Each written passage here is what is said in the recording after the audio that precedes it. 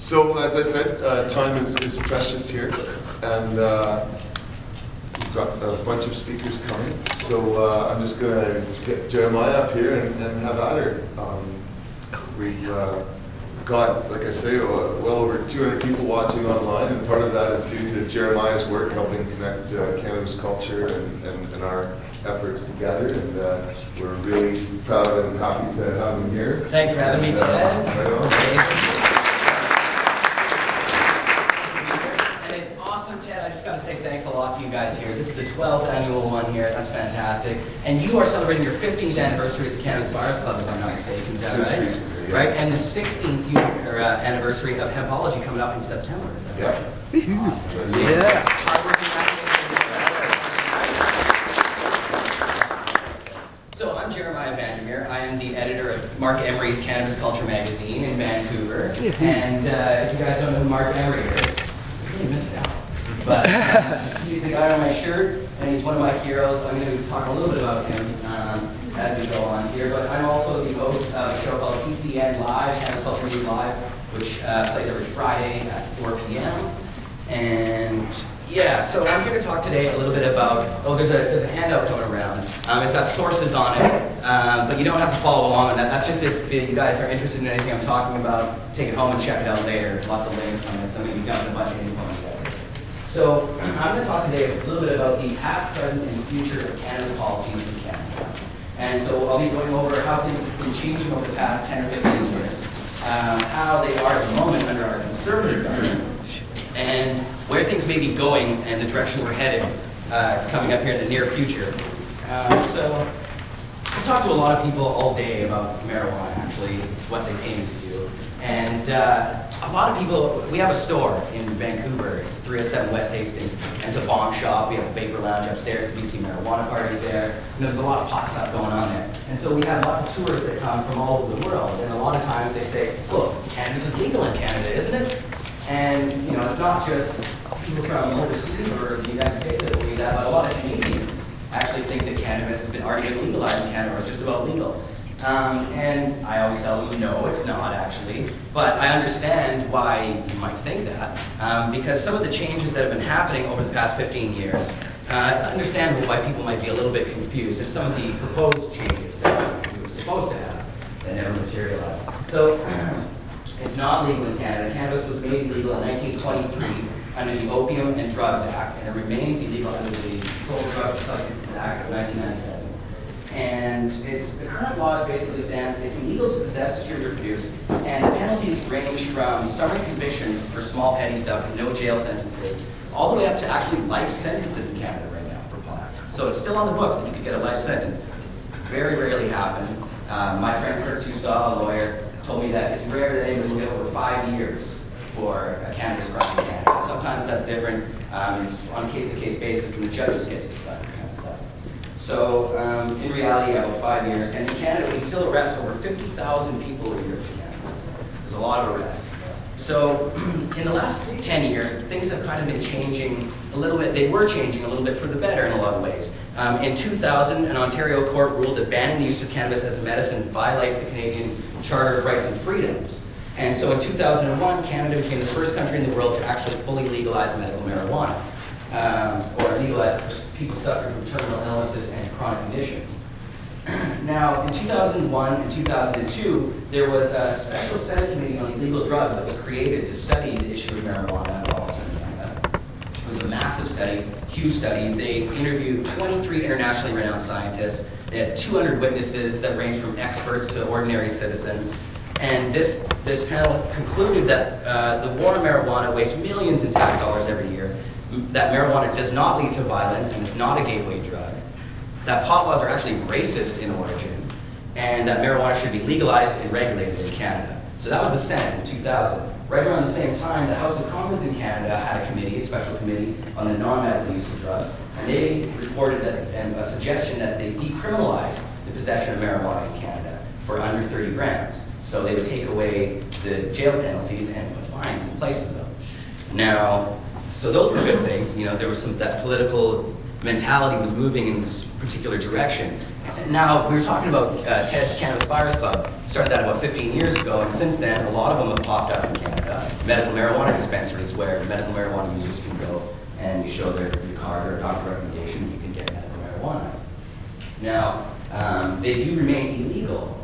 Medical marijuana dispensaries are actually not legal in Canada. If you have your MMAR card, your medical marijuana access regulations card, you are allowed to grow pot for yourself. You can give your license to somebody else to grow it for you, or you can buy your pot directly from Health Canada. And the stuff that comes from Health Canada is really gross.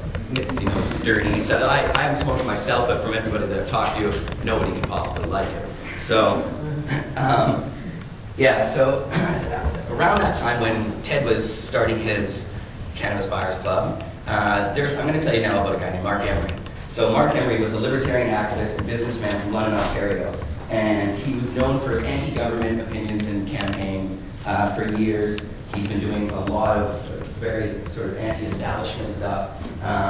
He's had successful campaigns in London that included the bid to not bring in the 1991 Pan American Games because of the amount of tax dollars that was spent up. That was successful. Mark also lobbied to change the Sunday shopping laws in Ontario. It used to be that you couldn't go shopping on Sunday. There were only certain businesses that were allowed open. So Mark helped to change those laws and overturn those. Now, in the 90s, there was also some pretty bad pot laws on the books that related to actually the free speech relating to pot. And in the early 90s, it was actually illegal to bring in High Times magazine or to sell High Times magazine. It was illegal to sell grow books or materials about the legalization of marijuana. You couldn't hand out forms that advocated legalizing. That was all illegal. And so what Mark did was he actually brought in as many High Times magazines as he could. He brought in the speakers, the editors of High Times to speak, and he would sell the Ed Rosenthal grow books and bring him in. And he would actually go around Canada on the front stoops of police stations, and that's where he would do the stuff, sell it, and openly ask to be arrested by the police. So with Mark doing that a lot, it helped to actually overturn that law as well. And so shortly afterwards, there was a court case. What's going on? Isn't that law still technically on the books? Someone just quoted it as No, as far as I know, it's not. It was overturned. Yeah. So now there's paraphernalia laws. So if you sell a bomb, for instance, for the use of smoking pot, that's not good. That's illegal. But if you say it's for tobacco use, then you can do it. So the paraphernalia laws are different than the free speech laws, but the Canadian court ruled that it would be an impediment to people's free speech if you weren't allowed to advocate, legalizing pot and some of those other things. So, and Mark actually had a hand in doing that. Mark in 1994, this is at the same time that Ted was doing his stuff, moved to Vancouver and opened Hemp BC in Vancouver. And at the same, which was a bomb store and all kinds of stuff, a bookstore. And at the same time, he opened Mark Emery Direct Seeds and became a marijuana seed seller. And over a few years, he actually became the largest marijuana seed seller, Direct Seeds in North America, maybe around the world, and made a lot of money selling seeds actually. And all the money that he made, he dumped back into activism to try and legalize marijuana, which didn't make him a very popular person, of course, with the government. And he was doing everything he could to speak out about the government, to overgrow the government with these seeds that he was selling all over the place and sending over the internet to the United States and other places. So Mark also at that time started Cannabis Culture magazine, that's where I work now, and Pot TV, which was one of the first, pretty much the first pot video website on the internet with streaming video, tons of stuff. And what's that? Oh, Chris Bennett was the manager of Pot TV, that's right, the editor. And so the media dubbed Mark the Prince of Pot. They always say it's this, he made the title up himself, but they actually did it with the Seattle Post-Intelligencer and CNN kicked it up. What's going on there?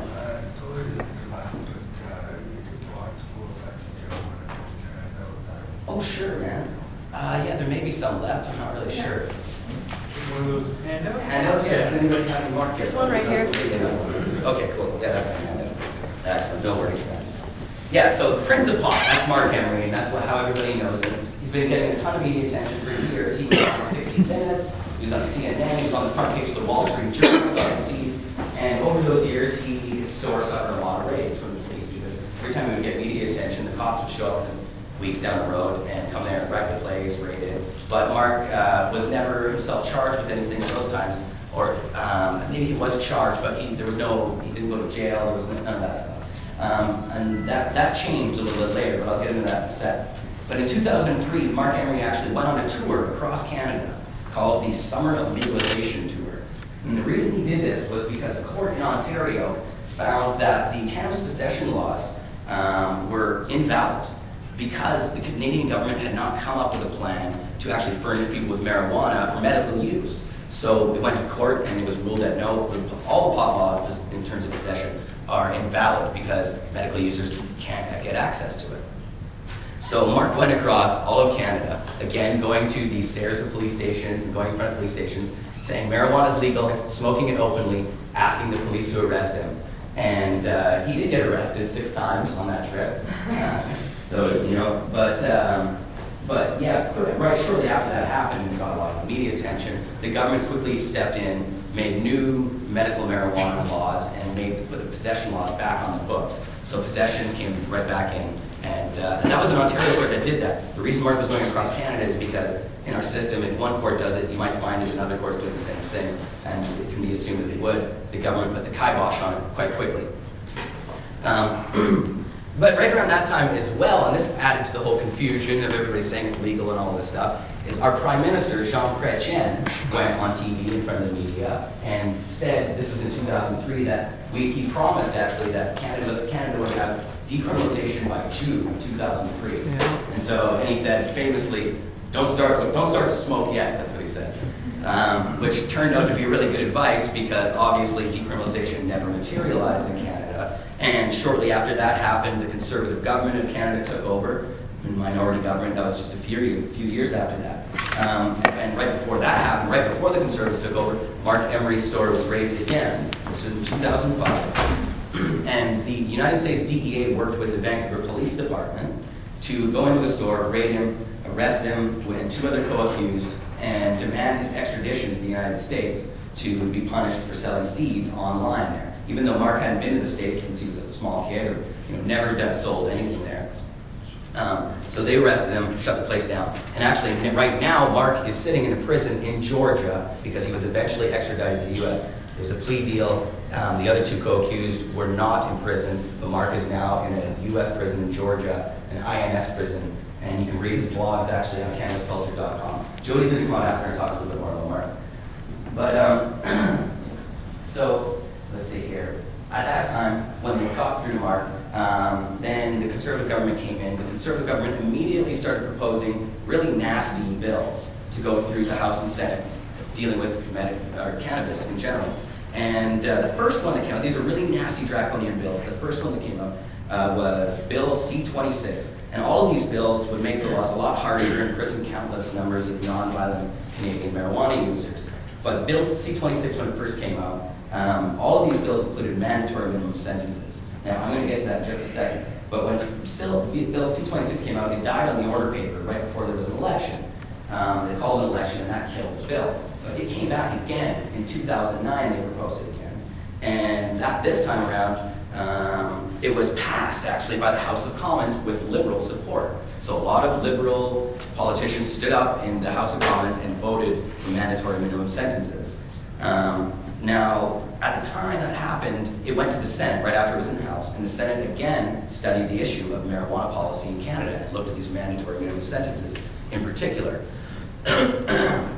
And what they found, they brought in a whole bunch of expert witnesses again, drug policy experts, scientists, doctors, that kind of thing, and they said that mandatory minimums are a disaster, absolutely horrendous. We should not bring them into Canada. There was a consensus among all the experts they brought in that they were absolutely terrible. Now, of course, the Conservatives continue to push forward with that, and that was, at the time it was called Bill C-15, but it died actually. And it only died because the Conservative government at the time was running away from allegations that they knew about torture in Afghanistan. So what did Stephen Harper do? They did something called proroguing Parliament, where they just killed Parliament completely. And that kills all the bills that go with it. So we kind of got saved on that one because the Senate may not have voted for it, but in a weird way, Stephen Harper was doing something sneaky because afterwards, after they killed the thing by proroguing it, Stephen Harper began stacking the Senate with his own conservative cronies, right? So next time it would come back to the Senate, they wouldn't be studying as much, and it would be more likely to pass. And so they killed it, and they brought it back again. 2010, last year, and this time it was called Bill S-10. Bill S-10. And this time, because of the stacked Senate, the Senate did actually pass the bill. They put it into the Senate first before it came to the House of Commons, where they figured they might have more trouble with it this time. So it passed, and there was very little coverage of it. The media barely said a word. The day that it passed, Cannabis Culture was the only internet website or newspaper to publish anything about it, and it was rarely talked about in the media at all. But thankfully, after a long period of stalling, and this just happened about a week and a half ago to 2 weeks ago, the Liberal government finally stood up. Michael Ignatieff, the leader, stood up and said that Bill S-10, they will not support it. They're opposing Bill S-10. And the reason they're opposing it, yeah, you can clap for that. Ignatieff called it dumb on crime, not tough on crime. So it's nice to see him actually get the gumption to stand up and do that. And he said some other stuff too. I'll come back to some of his other statements that he made about marijuana.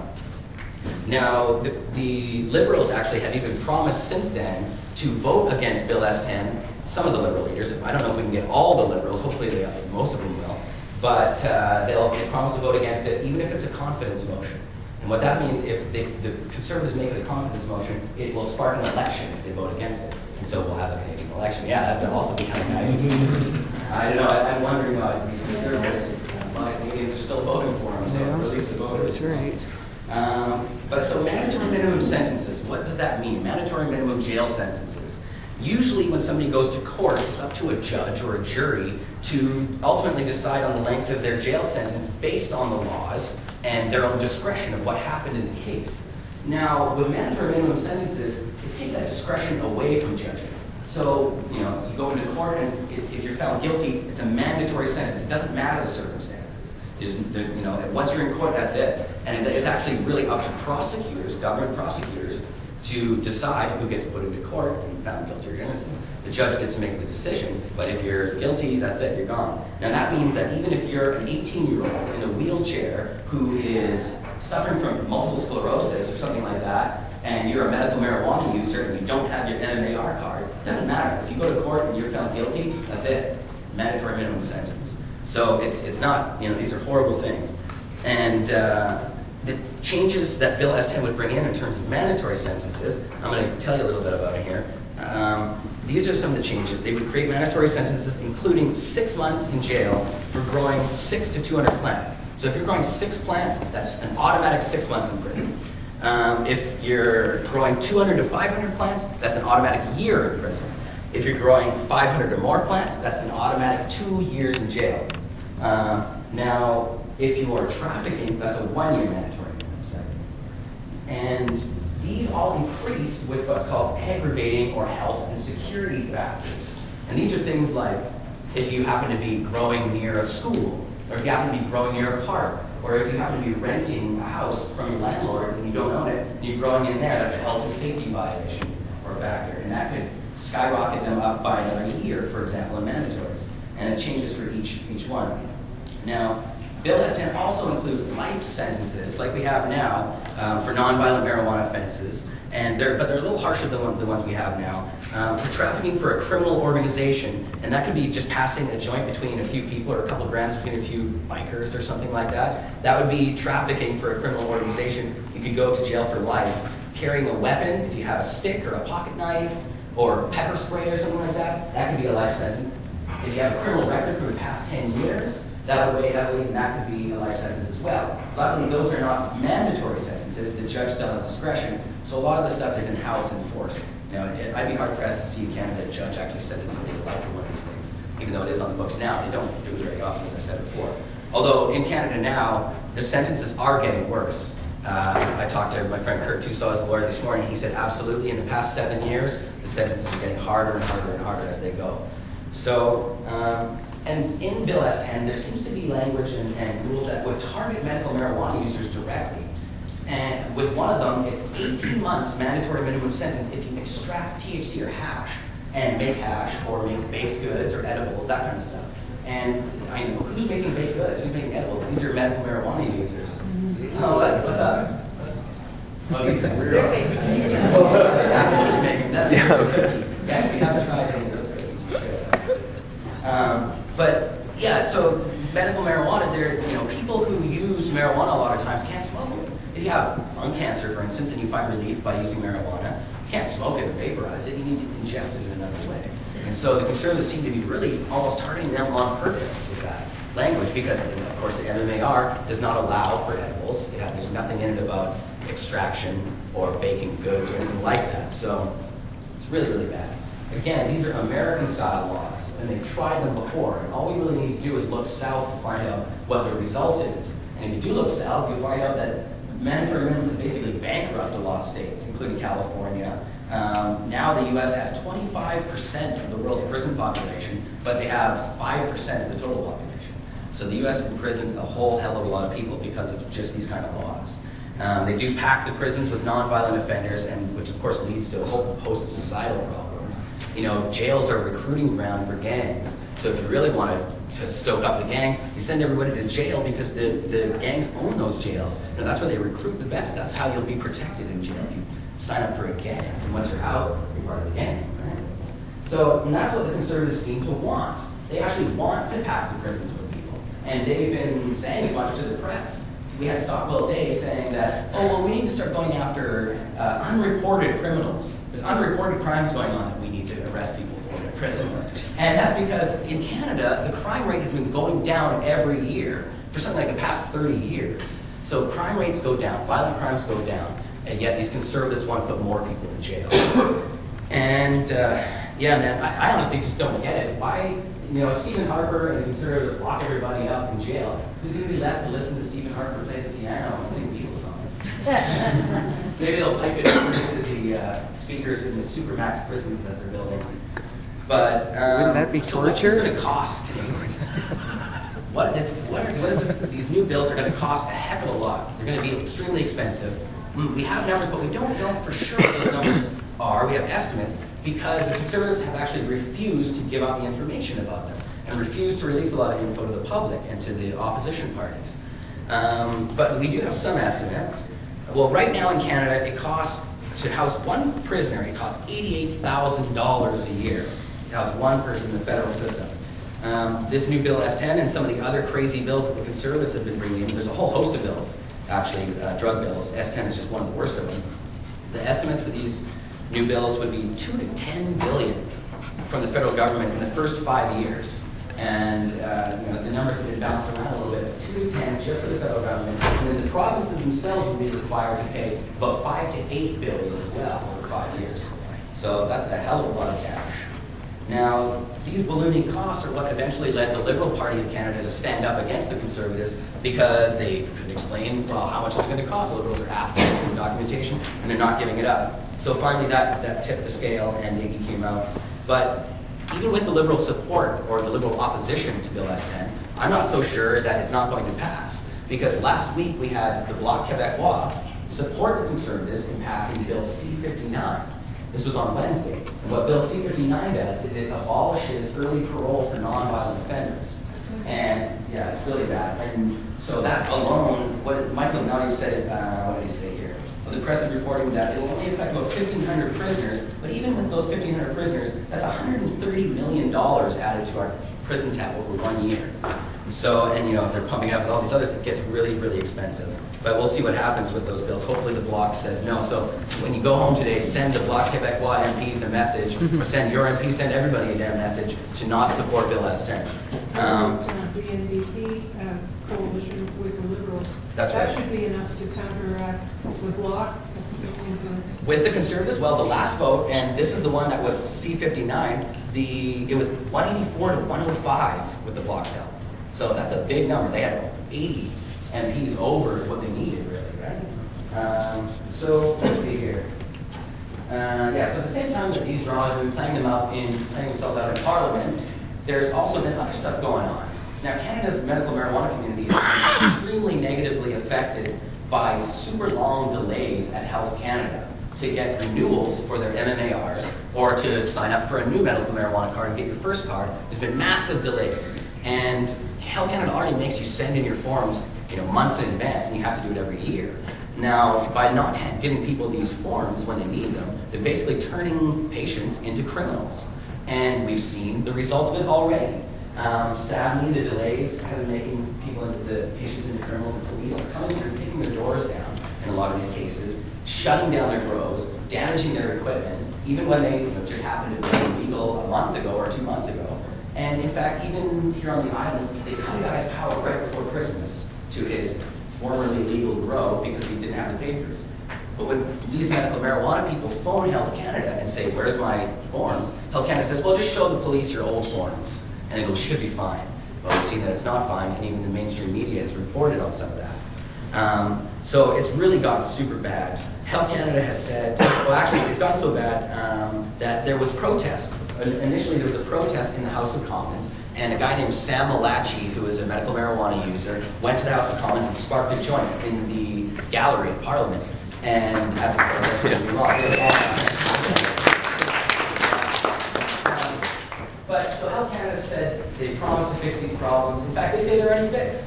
I actually called Health Canada myself a few days ago, and the guy on the phone, I talked to the media relations director, and he's like, oh, what, there's been problems? He was totally playing dumb, like that nothing had happened. I'm like, yeah, I've read the mainstream news articles all about this. And finally he stepped in, well, there's been a few problems. But they're really even denying that anything's happening ultimately. But on the front page of the Health Canada medical marijuana website, it says, we fixed the problem and we're getting their forms.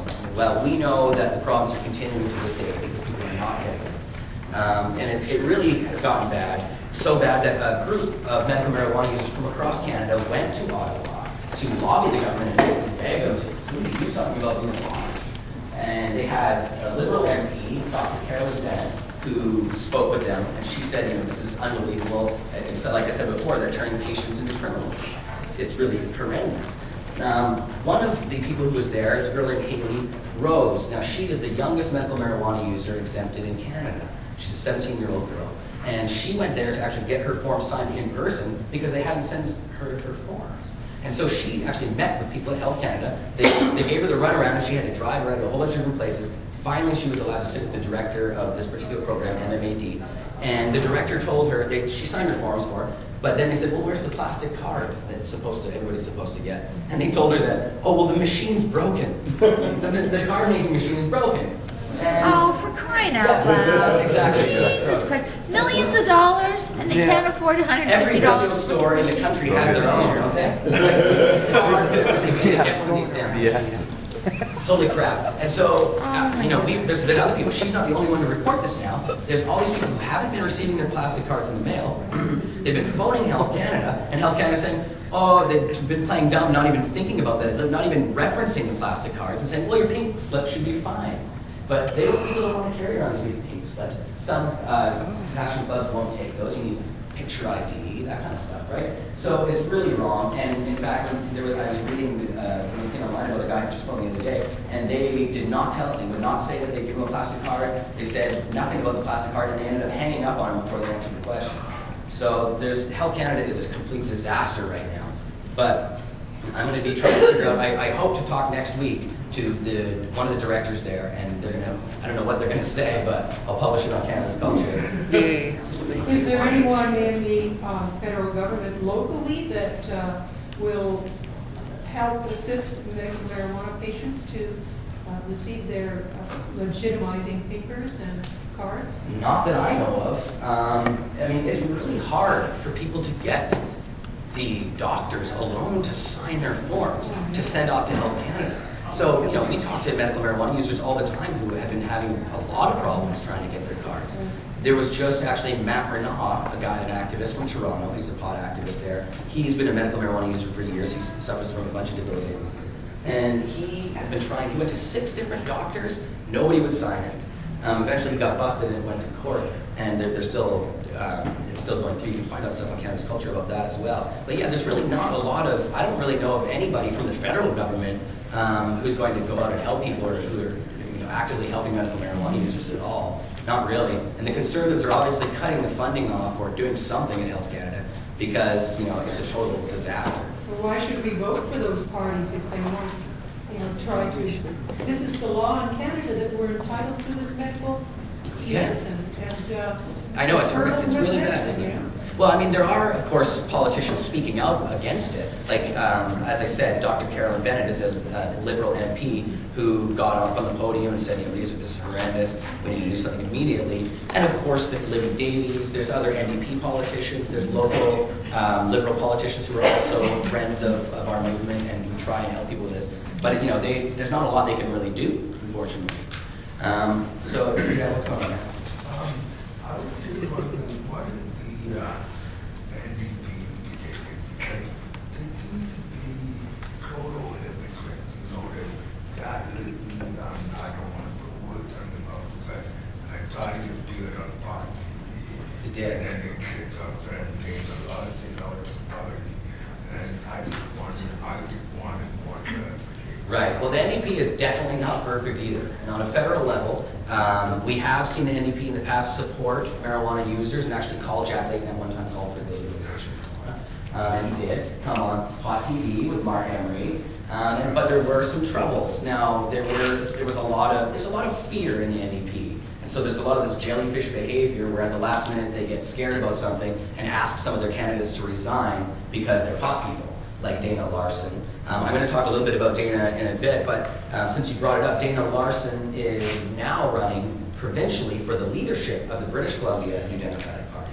So there's still a lot of fantastic NDP stuff going on. The individual MPs themselves, most of them believe in this stuff. They believe that, obviously they believe medical marijuana users should be getting the help they need, but most of them, I think, or a lot of them anyway, believe we should completely legalize it.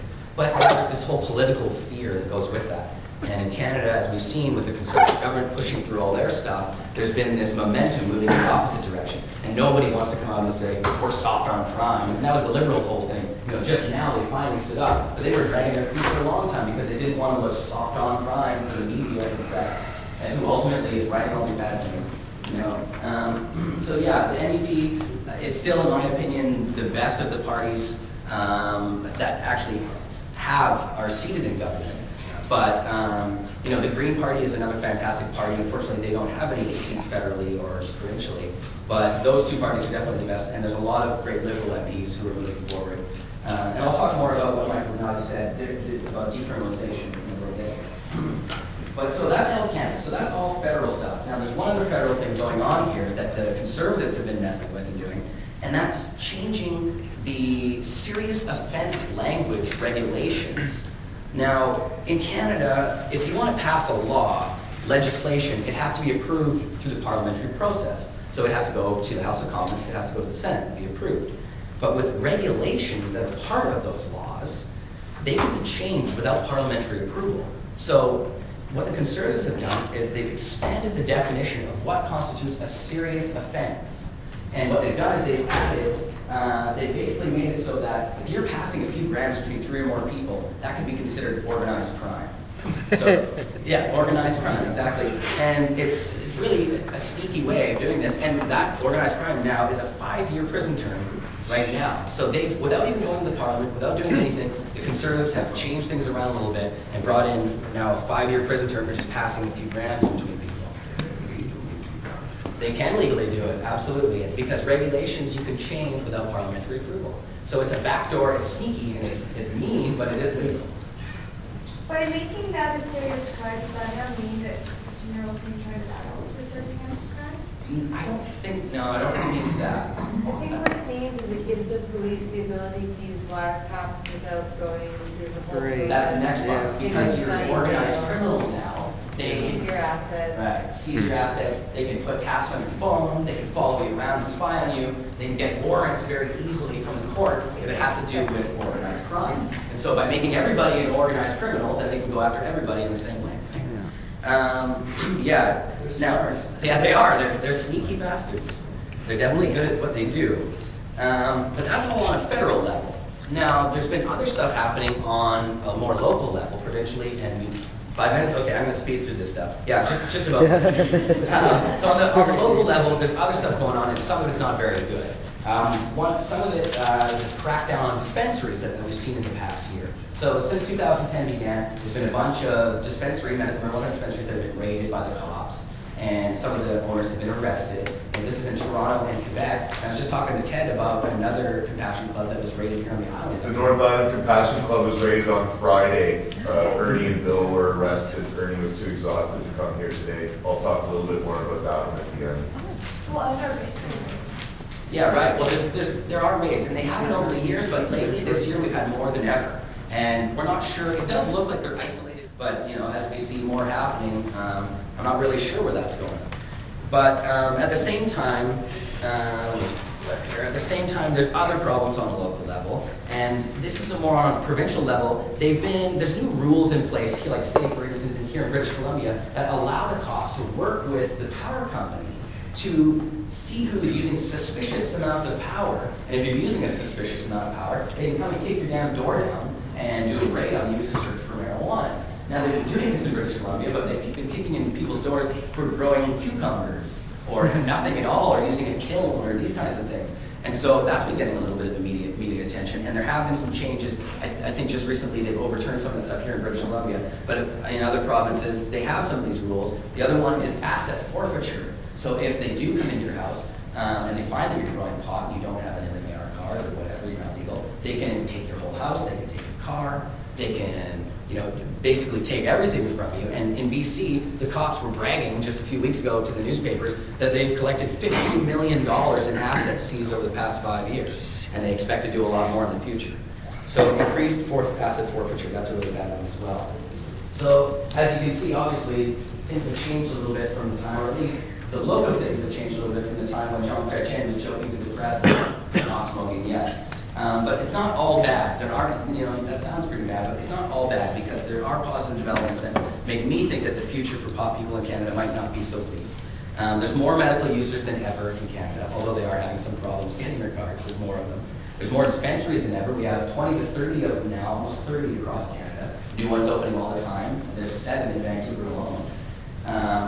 Bill S10, because it's so harsh, has provoked a lot of activism. So there's been a lot of doctors, scientists, and people getting together, working together out of necessity, and that's actually helping our movement a lot. Last week there was 400 leading physicians and scientists released a paper criticizing the bill and calling for evidence-based policies on marijuana and other drugs. And actually recently, the city councils of Toronto, Vancouver, and here in Victoria signed the Vienna Declaration, which calls for evidence-based policies on pot and drug sanity, basically. There's also the political side of things. Michael Ignatieff, the Liberals, are suggesting that they support the criminalization of marijuana. Martin Pichon's bill that they proposed a few years ago that never made it. So they've said that they might want to decriminalize pot. High-profile members of the Liberal Party, like Ross Rabagliati, have been talking to the press and saying, not hiding his marijuana stuff. He's the snowboarder Olympic guy who was busted with the pot. And he said that his quote was that cannabis can be part of a healthy lifestyle. So that's pretty cool too. And also I told you guys before about Dana Larson running in British Columbia for the leadership of the BC NEP. A few years ago that might not have happened. That's so awesome. And of course there's Jody Emery, who's one of the stars of the BC Green Party. A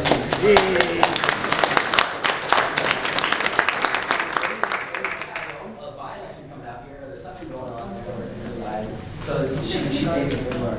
See what happens with all that stuff. But yeah, so on the political side of things are happening as well. There's more activism going on from Ted Smith and these guys than ever before. The National Medical Marijuana Week for 8 days. And of course, polls always show, or at least lately they've shown, that more than half of Canadians support the idea of some sort of legalization. So that's really good stuff. But it really comes down to what we do. So how can we help? What can we do about it? With the internet nowadays, obviously, you've got to get educated first of all. But there's tons of ways to get news now. Go to cannabisculture.com, go to hempology.ca, and get the information and pass that on to other people. So with Facebook, Twitter, and all this stuff, you can just pass things around. It moves around really easily. You can start your own websites. Go to whyprohibition.ca if you want to sign up and help out with some of these particular causes. It's really up to us. For Mark, we've been doing free mark activism, and we actually went and occupied the Conservative Member of Parliament's offices, sat down in their offices, rolled up joints, and that kind of stuff. That got a bunch of media attention. So there's things we can do, and eventually it will. I think it's going to force its way through, especially when the U.S. starts, there's all this stuff going on in California and other states to legalize, so that's going to help. But if things are going to change, it's going to be because you and I demand changes. And that's pretty much it. Well, thank you very much, Jeremiah.